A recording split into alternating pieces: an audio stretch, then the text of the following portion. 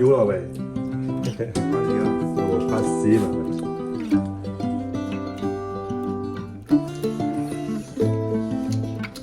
เอากลับมา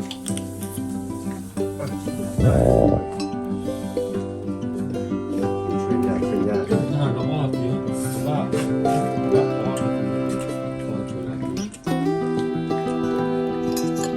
ว้ายกระเป๋า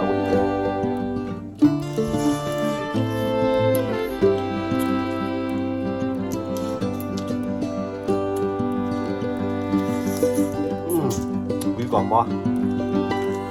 แล้วอยู่อันนี้ตอนนี้เข้าไปเป็นรอบๆ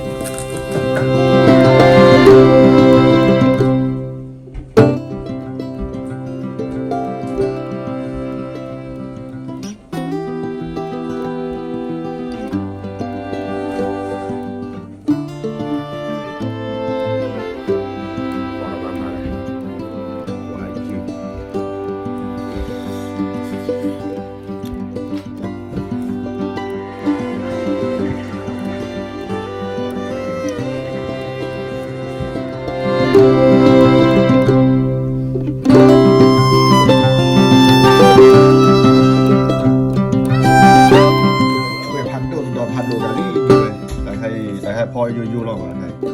ไม่เป็นไรข้าวด้วยพ่อแต่ว่าพ่อเวลาคิดเรื่องพ่อเชื่อมาพ่อจะโอนโนที่ไงมาวิ่งบอกพ่อ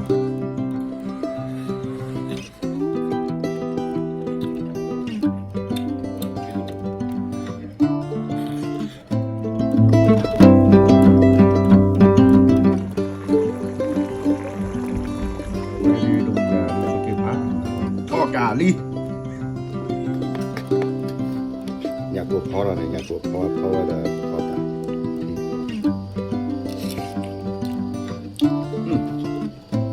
ชิชาละโซ่เอาไว้